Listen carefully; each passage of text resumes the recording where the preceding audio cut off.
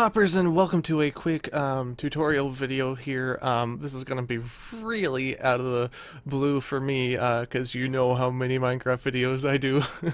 But I do have a student who has been asking me for months how to record Minecraft, and I do have a video up already on how to record games for free and all that using one specific program, and I encourage that you check it out. I'll put a link somewhere on the screen, and I'm going to be using that in this video, but I won't say that it's the best tool to use for Minecraft, so go and watch that because I don't want to go through all the details on how to set that up in this video as well. But what you can see right here right now on the display for Minecraft right now is the my little heads-up display that I have set up with MSI Afterburner, which is a completely free recording software. The only downside to it is that it makes very large files. So if you were to use it on a computer that maybe doesn't have that much space or maybe has a little bit less processing power, you'll definitely want to limit how much it can record so that it doesn't just completely overload your computer. So what I'm going to show you is just a few tweaks to do to get it to set up to run correctly. Down here you can see the two icons for it. Now one of them is the on-screen display, and this is what you need to set up for to make it run in certain programs that it might not detect by default, Minecraft being one of them. So if you want to set up this game to run in Minecraft, you need to go down here to add a program, and then you need to find, yeah, see, I actually had to add this game quite a while ago to get it to work, but you need to go and find your installation of Java, which I believe should be right around here. Go to Java, whatever number it says here, it may be different from what I have, but go into this.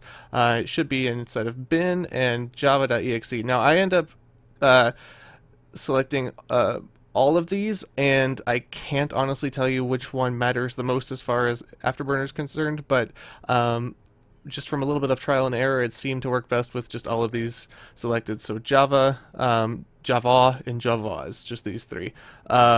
So once you've got all those in here, it should be showing up for me somewhere.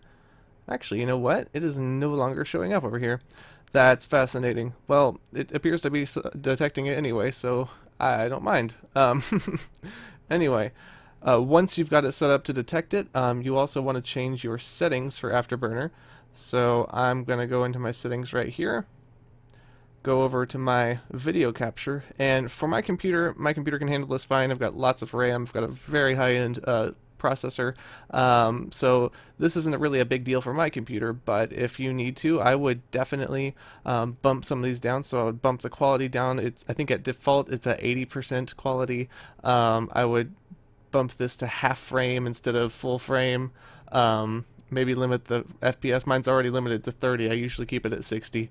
And just settings like that. So I would not definitely keep it at the defaults. And I think the default's actually also an uncompressed video, which is far too large and will most certainly fill up your computer instantly. Uncompressed video is ridiculously ginormous. So I've gone with MJPEG compression and just bump these down as you need to. Anyway, I'm going to click OK. And a good thing to note is that it won't actually record unless every window that is an Afterburner window is minimized. So don't close it, but minimize it. And it won't show up down here at the bottom like normal. It's actually going to show up in your little system tray. Alright, so I've got my game running right here, and I've set, one other thing I should have showed you just now was that it is set up to be putting it on the desktop for now. I usually have it record elsewhere, but just for simplicity, it's going to show up like right over here, right next to my Minecraft icon. And I have it set up so that mine, by default, is Control and Home to make it go. And I only do that because pretty much no game uses that combination for anything, with the exception of one of the Grand Theft Auto games, which was ridiculously frustrating because every time I tried to record something, it opened up Windows Live. Anyway, if I'm going to hold down Control and Home, you're going to see right, I almost pointed with my hand, you're going to see right in this corner a little thing show up. And let's see. Yep. So, what's shown up just now is, oh, that's weird. Oh, sorry for the jump cut there. I had no idea that Afterburner could do this, but it's apparently recording two completely different things at once. So what it's detected is right here, the Java is Minecraft, but it's also detected the other software I'm using to record right now, which I'm actually going to get to in a minute. So if I move this out of the way, and I move this over, we're going to get one of those weird Inception moments. This is the other software I'm using. It's called OBS, and it may be an even better solution than MSI Afterburner for you, depending on what you know, your setup is and everything. And I'll get to this one as well. There's just different advantages and disadvantages to both of these software. So I'm going to move this back out of the way for now. And as you can see, it's got if you're not into editing, I would definitely recommend OBS over Afterburner. So stick around to see this one in just a second. All right. So now this is recording, and I can just play like normal. Wow, that's just a whole bunch of empty new worlds. Well, there's going to be another one. Create new world. I'm just going to run it just so you can see. It's going to be keeping track of how quickly the game's running and all that. Right now, it's pretty poorly. I do happen to know that the two record... Oh, good. It's put me underwater. I do happen to know that the two recording softwares I'm using right now do conflict a little bit. So any system hangs you may see are completely the result of that and not... Wow, this is a very small world I've ended up with. Alright. Anyway, oh, there we go. There's a bit more of the land right over there. So I'm going to exit out of this. Actually, I'm going to click Control Home again to bring that back. And it looks like it may have been freaking out a little bit more. Yeah, see, it's a little bit weird with running multiple recording softwares at once, but for you, this should work fine. So if I open up that video that I had just now, what it did was it recorded all of the in-game sound and video from what I just did. So I can actually make this bigger than it was. Obviously, it's going to be blurry because it's going to record at the size that you have it at, which is a good thing to keep in mind. Only record once you've got it at the size that you want it to be, because it will make separate videos for each different size. It will never put it all together in one. It won't just resize as you go. Alright, so I've got this here. It looks nice. At some point, I'm pretty sure it's going to actually do something. Yep, doop, doop, doop, doop, doop. There we go. It's cool. So, that worked pretty well. Let me show you one other thing now. And this is going to be a little bit weird. So bear with me, because I don't quite want to get rid of this. Alright, so what I've got right here, I'm actually going to go ahead and close Afterburner so it stops interfering. No, I really did want you to close. There you go. Alright, so what I've got right here is OBS. It's called Open Broadcaster software, excuse me. And it's a little bit weird to show off if I'm recording with it, because it's kind of got this infinite loop down into infinity, but infinite loop into infinity. That was beautiful, Alex.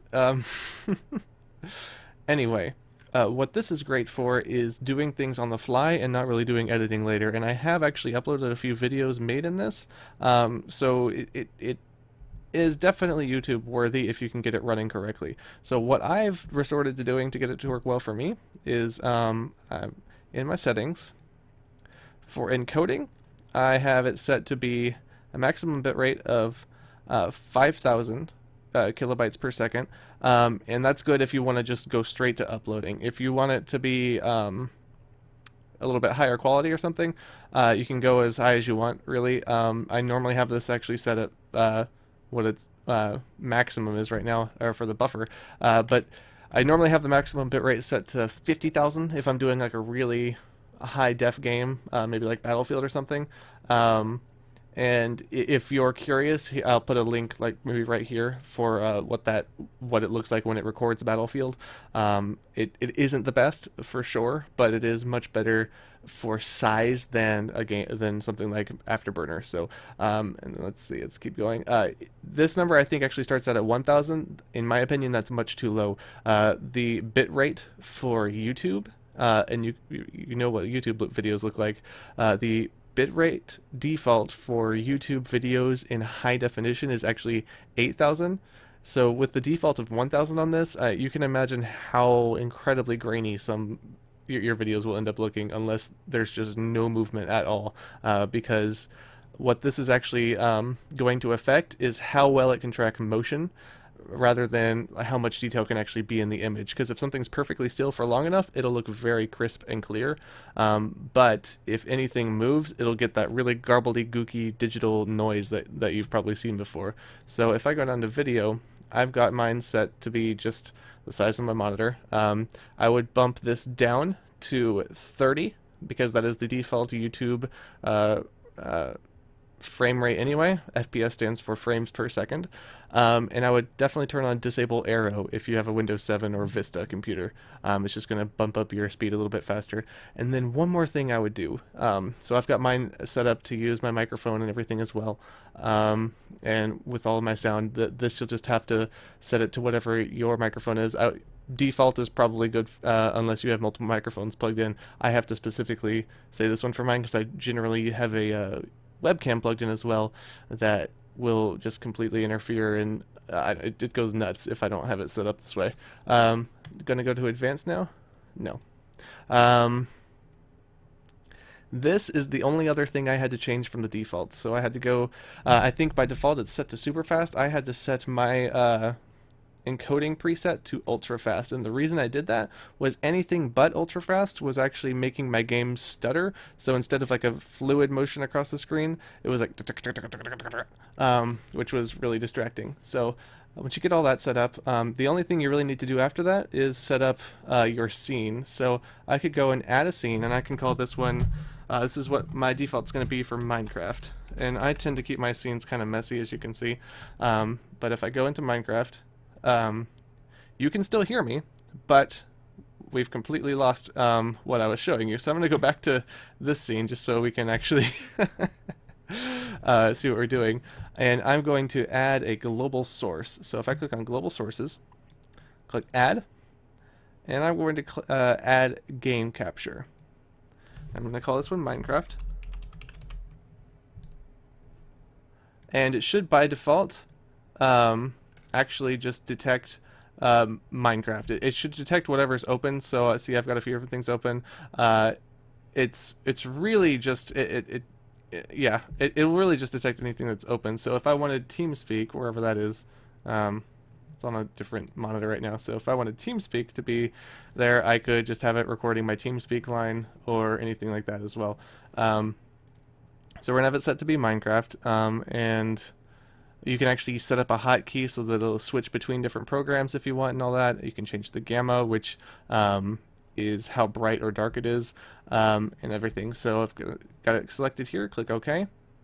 Cool. So it's added it to this list right here. Now what you need to do to actually record it, see what I've got in my little menu right here is a whole bunch of different games, plus a few different versions of my webcam, a background for my webcam if I want to have something fancy going on and all that. But what I can do is I can actually move this thing completely off the screen. It's on a completely different monitor now that you can't see.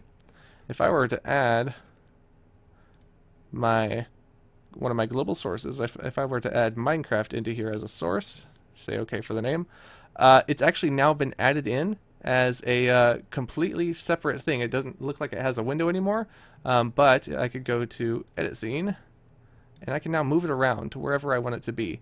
So if I need it to be in the corner and have another game going on over here, or if I wanted this to be bigger, I could resize it. Now I don't know why its anchors are way out there on the edges, but if I wanted to have maybe a webcam or some text going on at the same time, I could have everything set together like this, and it would all just kind of work together. It's really, really nice. I don't use it often because I don't prefer to do things live. I really like editing, so I use programs like Premiere Pro and After Effects. I do in Sound Booth to actually record my audio and all that, but to do some basic things on the go, this is really helpful. So what I'm going to do now is show you how this can actually be useful. So it's going to go black for a second, but you should still continue to hear me. And now I'm going to, in my Minecraft scene, add in my global source for Minecraft. Yep, cool. So we've got that there. You can see that. I'm going to make my Minecraft screen, my Minecraft game screen, much bigger, and hopefully it'll start showing up for you. So yep, there it goes. Cool. Now this is kind of weird. You can actually see my mouse on a screen that I can't see it now. Anyway, so I've got Minecraft and it's nice and filled in and all that. Now, if I wanted to add something else, I could add another source, and because my webcam is not plugged in right now, I won't be able to do that, but let's pretend that it was, and instead I'm going to just use my webcam background, which is, I believe, my logo. Cool. So now this is way too big. I can use that tool that you just saw me use to resize this and put it in. So if I wanted my logo somewhere, sure, over here, and maybe I had like a face cam or something, and I could just put it directly in front of that. So I can actually add the webcam even without it being here. So if I go to add and then go to webcam, it's going to come up. Wow, it's going to look really nasty because it knows it's not there. Anyway, here we go. So that's where that might be. Obviously, this would look much better if I actually had my webcam plugged in. Or maybe not. Maybe you'd take offense to the horrible state my bedroom is in currently. But yeah, that's how you basically set up OBS and Afterburner. To get more information about Afterburner, just click on that link that I had earlier. And I hope that you found this useful. Now, I have one more thing to say for, again, the same student that I mentioned previously. He had a lot of other questions for me. I'm not able to get to all of them in this video, such as like how to mod Minecraft and all that, but he did ask me to recite the French alphabet for him. So, without further ado, A, B, C, D, E, F, G, H, I, J, K, L, M, N, O, P, Q, R, S, T, U, V, W, X, Y, A, Z. And there you go. If you would like to hear that a little bit slower, click on this link right here. Otherwise, I hope you enjoyed this video, guys, and I'll see you next time. Pasta mañana. Boom boom boom boom boom boom boom boom boom boom boom boom boom